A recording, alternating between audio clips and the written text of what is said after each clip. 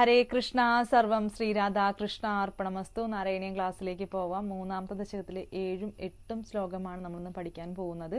കഴിഞ്ഞ ദിവസങ്ങളിലായിട്ട് മൂന്നാമത്തെ ദശകത്തിലെ 6 വരെയുള്ള ശ്ലോകങ്ങൾ വളരെ എളുപ്പത്തിൽ നമ്മൾ പഠിച്ചെടുത്തു. നമുക്ക് 7ഉം 8ഉമാണ് പഠിക്കേണ്ടത്. അപ്പോൾ പൊന്നു ഗുരുവായൂരപ്പനെ മനസ്സറിഞ്ഞ് ധ്യാനിക്കുക കേട്ടോ. ആദ്യം നമുക്ക് നിർത്തി ചൊല്ലി പഠിക്കാം, ശേഷം കൂട്ടിച്ചൊല്ലാം, ശേഷം അർത്ഥം മനസ്സിലാക്കാം കേട്ടോ. അപ്പോൾ ഭഗവാനെ മനസ്സറിഞ്ഞ് ധ്യാനിക്കുക. ഹരി ഓം ശ്രീ ഗുരുഭ്യോ നമഃ. ഓം നമോ ഭഗവതേ വാസുദേവായ. ഓം നമോ നാരായണായ. ഓം നമോ ഭഗവതേ വാസുദേവായ. ഓം നമോ നാരായണായ. നാരായണ നാരായണ നാരായണ. കൃഷ്ണ ഗുരുവായൂരപ്പ. ദശകം 3 ഭക്തി പ്രാർത്ഥന ശ്ലോകം 7 കൂടെ ചൊല്ലിക്കൊള്ളൂ കേട്ടോ. വിദൂയ ക്ലേശാൻ മേ കുരുചരണയുഗ്മം ധൃതരസം ഭവത്ക്ഷേത്രപ്രാപ്തോ കരമഭിജതേ പൂജനവിധൗ. ഒന്നും കൂടെ ചൊല്ലാട്ടോ. വിദൂയ ക്ലേശാൻ മേ കുരുചരണയുഗ്മം ധൃതരസം ഭവത്ക്ഷേത്രപ്രാപ്തോ കരമഭിജതേ പൂജനവിധൗ. അടുത്ത ലൈനിലേക്ക് പോവാട്ടോ. ഭവേന്മൂർത്യാലോകേ അയന അദദേ പാദതുളസി പരിക്രാണേ ക്രാണം ശ്രവണമഭിദേ ചാരുചരിതേ. ഒന്നും കൂടെ ചൊല്ലാം, ശേഷം കൂട്ടിച്ചൊല്ലാട്ടോ. ഭവേന്മൂർത്യാലോകേ അയന അദദേ പാദതുളസി പരിക്രാണേ ക്രാണം ശ്രവണമഭിദേ ചാരുചരിതേ. കൂട്ടിച്ചൊല്ലാം, ശേഷം അർത്ഥം മനസ്സിലാക്കാട്ടോ. വിദൂയ ക്ലേശാൻ മേ കുരുചരണയുഗ്മം ധൃതരസം ഭവത്ക്ഷേത്രപ്രാപ്തോ കരമഭിജതേ പൂജനവിധോ ഭവേന്മൂർത്യാലോകേ അയന അദദേ പാദതുളസി പരിക്രാണേ ക്രാണം ശ്രവണമഭിദേ ചാരുചരിതേ. എന്താണ് ഈ ഒരു ശ്ലോകത്തിലൂടെ മനസ്സിലാക്കേണ്ട അർത്ഥം? ഈ ഭഗവാനെ, എൻ്റെ കഷ്ടതകളെല്ലാം നീക്കി എൻ്റെ 2 കാലുകളും നിന്റെ ക്ഷേത്രത്തിൽ എത്തുന്നതിൽ ആനന്ദിക്കുന്നു.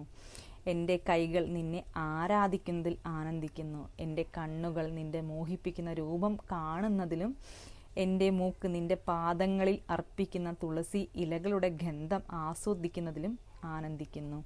എൻ്റെ ചെവികൾ നിന്റെ മഹത്വങ്ങളേറിയ മഹത്തായ പ്രവൃത്തികളുടെ കഥ കേൾക്കുന്നതിനും ഇടയാകുന്നു. ഭഗവാനോട് പറയണം, ഭഗവാൻ എൻ്റെ പാദങ്ങൾ, അങ്ങയെ കാണാനായിട്ട് ഓടി എത്തുന്ന എൻ്റെ പാദങ്ങൾ, ആ പാദങ്ങൾ ഈ തിരുമണ്ണിൽ ചവിട്ടുന്നതിൽ ഞാൻ ആനന്ദിക്കുന്നു. അതുപോലെ തന്നെ എൻ്റെ കരങ്ങൾ നിന്നെ ആരാധിക്കുന്നതിൽ, ഭഗവാൻ ആരാധിക്കുന്നതിൽ ഞാൻ വളരെയധികം സന്തോഷിക്കുന്നു.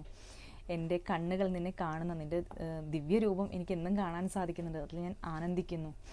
എൻ്റെ ചെവികളിൽ നിൻ്റെ കീർത്തനങ്ങളും നിൻ്റെ കഥകളും കേൾക്കുന്നതിൽ ഞാൻ ആനന്ദിക്കുന്നു. എൻ്റെ മൂക്ക് നിൻ്റെ പാദങ്ങളിൽ അർപ്പിക്കുന്നു, ഭഗവാന്റെ പാദത്തിലെ തുളസീദളത്തിൻ്റെ ഗന്ധം അറിയുന്നതിൽ ആനന്ദിക്കുന്നു എന്ന് പറയുന്ന അത്രയും വലിയൊരു അനുഗ്രഹം കിട്ടാനില്ല. ദിവസവും ഭഗവാനെ കാണുക, ഭഗവാന്റെ കോമള രൂപം ദിവസം കാണുക എന്നുള്ളതാണല്ലോ ഏറ്റവും വലിയ ഭാഗ്യം.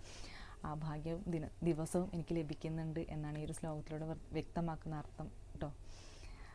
അപ്പോൾ ഭഗവാനോട് പറയണം, ഭഗവാനെ, എനിക്ക് ദിവസവും നിൻ്റെ കോമള രൂപം കാണാൻ സാധിക്കുന്നുണ്ട്, നിന്നെ ആരാധിക്കാൻ സാധിക്കുന്നുണ്ട്, നിൻ്റെ തിരുനടയിൽ എത്താൻ സാധിക്കുന്നുണ്ട്, നിൻ്റെ കീർത്തനങ്ങൾ കേൾക്കാൻ സാധിക്കുന്നുണ്ട്, നിൻ്റെ മഹത്വമേറിയ കഥകൾ കേൾക്കാൻ സാധിക്കുന്നുണ്ട്, നിൻ്റെ പാതാരവിന്ദത്തിൽ നിൻ്റെ ഭക്തർ സമർപ്പിക്കുന്ന തുളസി ഗന്ധത്തിൻ്റെ മണം ആസ്വദിക്കാൻ സാധിക്കുന്നുണ്ട്. ഇതിൽ പരം എന്ത് വേണം? ഹന്തഭാഗ്യം ജനാന. അതിൽ പരം വേറെ ഒന്നും വേണ്ട. ദിവസവും ഭഗവാനെ കാണുക എന്നുള്ളതാണ് ഏറ്റവും വലിയൊരു ഭക്തനെ സംബന്ധിച്ചിടത്തോളം ഏറ്റവും വലിയൊരു പുണ്യം. അതെനിക്ക് ലഭിച്ചിട്ടുണ്ട് എന്നാണ് പറയുന്നത്.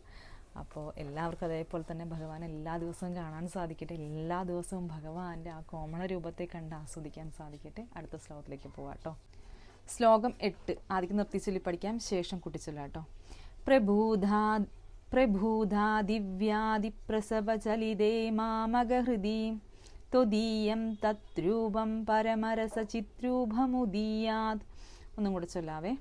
പ്രഭൂധാ ദിവ്യാദിപ്രസവചലിതേ മാമഗഹൃദി ത്വദീയം തത്രൂപം പരമരസചിത്രൂപമുദീയാത്. അടുത്ത ലൈനിലേക്ക് പോവാട്ടോ. ഉദഞ്ജത് രോമാഞ്ചോ ഗളിത ബഹുഹർഷാശ്രുനിവഹോ യദാ വിസ്മര്യാസം ദുരുപശമപീഡാ പരിഭവാൻ. ഒന്നുകൂടെ ചൊല്ലാട്ടോ. ഉദഞ്ജത് രോമാഞ്ചോ ഗളിത ബഹുഹർഷാശ്രുനിവഹോ യദാ വിസ്മര്യാസം ദുരുപശമപീഡാ പരിഭവാൻ. ഒന്ന് കൂട്ടിച്ചൊല്ലാം, ശേഷം അർത്ഥം മനസ്സിലാക്കാട്ടോ. കൂടെ ചൊല്ലിക്കോളൂ.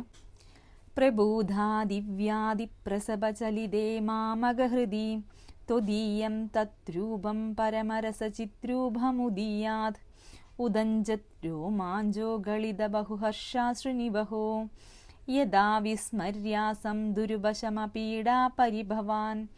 എന്താണ് ഈ ഒരു ശ്ലോകത്തിലൂടെ വ്യക്തമാക്കുന്ന അർത്ഥം എന്ന് കിട്ടും നോക്കാം. ചികിത്സിക്കാൻ കഴിയാത്ത രോഗങ്ങൾ മൂലമുണ്ടാകുന്ന എൻ്റെ എല്ലാ അനന്തമായ ദുരിതങ്ങളും ഭഗവാനെ മാനസികമായും ശാരീരികവുമായ ക്ലേശങ്ങൾ കാരണം ഇപ്പോൾ വളരെ അസ്വസ്ഥമായിരിക്കുന്നു. എൻ്റെ അസ്വസ്ഥമായിരിക്കുന്ന മനസ്സിന് പരമമായ ജ്ഞാനാനന്ദ സ്വഭാവമുള്ള നിൻ്റെ സുന്ദരമായ രൂപം പ്രകടമാകട്ടെ. അതായത് ഭട്ടത്തിരി മുത്തശ്ശൻ്റെ ആ ഒരു അസുഖം എങ്ങനെ ചികിത്സിച്ച് മാറുന്നില്ല. അപ്പം ഭഗവാനോട് പറയണം, ഭഗവാനെ, ഈ ഒരു അസുഖത്തിൽ ഞാൻ വളരെയധികം ദുഃഖിതനാണ്. ആ ദുഃഖത്തിലും നിൻ്റെ ദിവ്യ സ്വരൂപം എനിക്ക് പ്രകടമാകട്ടെ. അതെന്നെ പരമമായ ഭക്തിയോടെ ഉയർത്തും. ശരീരമാകെ ഭയം ജനിപ്പിക്കൂ. ഭഗവാനോട് പറയണം, ഭഗവാൻ എനിക്ക് ഭയം തരൂ. കാരണം ആ ഭയത്തിലും ആ ഭഗവാന്റെ ആ ദിവ്യ സ്വരൂപം എനിക്ക് പ്രകടമാവും. കൂടുതലായിട്ട് ദുഃഖം വരുമ്പോഴാണല്ലോ ഭഗവാനെ കൂടുതലായിട്ട് വിളിക്കുക. പറയണം, കൂടുതലായിട്ട് ഭഗവാനെ ദുഃഖം തരൂ എനിക്ക്, അത്രയും ഞാൻ നിന്നെ സ്തുതിച്ചുകൊണ്ടിരിക്കും എന്നാണ് പറയുന്നത്. ജനിപ്പിക്കൂ. ആനന്ദത്താൽ കണ്ണുനീർ ഒഴുകും. അത്തരമൊരു ആവേശത്തിൽ എൻ്റെ അനന്തമായ ദുഃഖങ്ങൾ അപ്രധാനമായി അലിഞ്ഞു പോകുന്നു. അതായത് കൂടുതലായിട്ട് ദുഃഖം തരുന്ന സമയത്ത് എൻ്റെ അസുഖങ്ങളും എൻ്റെ എല്ലാ പേടികളും നീ എന്ന ആ ഒരു ഭഗവത് സ്വരൂപം, അതായത് ആ പരമമായിട്ടുള്ള ആ പരബ്രഹ്മ സ്വരൂപത്തെ മനസ്സിലേക്ക് ധ്യാനിക്കുമ്പോൾ സകലതും അലിഞ്ഞ് ഇല്ലാതാകുന്നു. നമ്മളെല്ലാം ചെയ്യുന്നൊരു കാര്യമാണ്. നമുക്ക് കൂടുതലായിട്ട് ദുഃഖം വരുമ്പോൾ ഭഗവാന്റെ അടുത്തങ്ങ് പോയിരിക്കും. എന്നിട്ട് അങ്ങോട്ട് ഭഗവാനോട് കുറേ പറയും, കരയും. അപ്പോൾ നമുക്ക് കിട്ടുന്നൊരാശ്വാസം. അപ്പോൾ ആ ഒരു ആശ്വാസമാണ് ഇവിടെ ഭട്ടത്തിരി മുത്തശ്ശനും ചോദിക്കുന്നത്. ഭഗവാൻ, എനിക്ക് കൂടുതലായിട്ട് ദുഃഖങ്ങൾ തരൂ, കൂടുതലായിട്ട് വേദന തരൂ. ഭഗവാന്റെ ആ ഒരു അവർണ്ണനീയമായിട്ടുള്ള ആ രൂപം എനിക്ക് പ്രകടമാകട്ടെ. എൻ്റെ ദുഃഖങ്ങളെ അങ്ങേ ആലോചിക്കും തോറും എൻ്റെ ദുഃഖങ്ങളും വേദനകളെല്ലാം എനിക്ക് മറക്കാൻ സാധിക്കുന്നുണ്ട്. കൂടുതലായിട്ട് നമുക്ക് വേദനയും ദുഃഖവും തരുമ്പോഴാണ് നമ്മളെ എപ്പോഴും ഭഗവാനെ വിളിച്ചുകൊണ്ടിരിക്കുക അല്ലേ. അപ്പോൾ ആ ഒരു കാര്യം തന്നെയാണ് ഭട്ടത്തിരി മുത്തശ്ശൻ ഈ ഒരു ശ്ലോകത്തിലൂടെ വ്യക്തമാക്കുന്നത്. അതായത് മാറ്റാൻ പറ്റാത്തൊരു അസുഖം എനിക്ക് വന്നു കഴിഞ്ഞിരിക്കുന്നു. ആ ഒരു അസുഖത്തെ മാറ്റാനായിട്ട് അങ്ങയ്ക്ക് മാത്രമേ സാധിക്കുകയുള്ളൂ. അതെനിക്ക് പൂർണ്ണമായിട്ടും വിശ്വാസമുള്ളൊരു കാര്യമാണ്. പൊന്നു ഗുരുവായൂരപ്പന് മാത്രമാണ് എൻ്റെ അസുഖത്തെ ശമിപ്പിക്കാൻ സാധിക്കുക. അപ്പോൾ കൂടുതലായിട്ട് അങ്ങ് എനിക്ക് ദുഃഖം തരൂ, ഞാൻ അങ്ങയെ കൂടുതലായിട്ട് സ്മരിക്കാം എന്നാണ് പറയുന്നത്. അപ്പോൾ അടുത്ത ദിവസങ്ങളിൽ നമുക്ക് അടുത്ത ശ്ലോകങ്ങളുമായിട്ട് വരാം. ശേഷം നമുക്ക് പൂർണ്ണമായിട്ടും പാരായണം ചെയ്യാം. അപ്പോൾ നമ്മളുടെ വീഡിയോയുടെ താഴെ കണ്ടിരുന്നു കുറച്ചും കൂടെ വലിയ രീതിയിൽ നമ്മുടെ ശ്ലോകങ്ങളൊന്ന് എഴുതിയിടുമെന്ന് ചോദിച്ചിട്ടുണ്ടായിരുന്നു. തീർച്ചയായിട്ടും നമ്മൾ എഴുതിയിടാം. അപ്പോൾ നമ്മുടെ ക്ലാസ് ഇഷ്ടപ്പെടുന്നുണ്ടെങ്കിൽ തീർച്ചയായിട്ടും നിങ്ങളൊന്ന് സപ്പോർട്ട് ചെയ്യുക. ഭഗവാന്റെ നാമങ്ങളൊന്ന് രേഖപ്പെടുത്തുക. അപ്പോൾ എല്ലാവർക്കും പൊന്നു ഗുരുവായൂരപ്പൻ്റെ അനുഗ്രഹം ഉണ്ടാവട്ടെ. സർവം ശ്രീകൃഷ്ണ അർപ്പണമസ്തു.